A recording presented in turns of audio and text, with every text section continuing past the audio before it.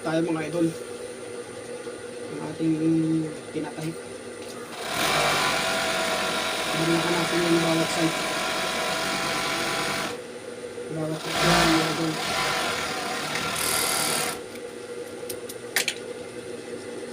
Itong pag-overlock ng mga bawat side mga idol.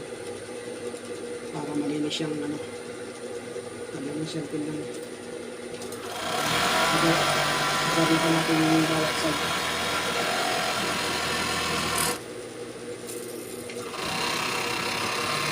Lahat po kasi ito na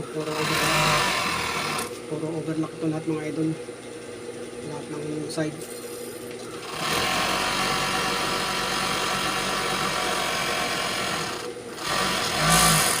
Yung tinatawag na open seam mga idol. Open seam.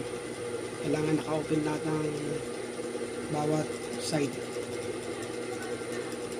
para pag pinalansa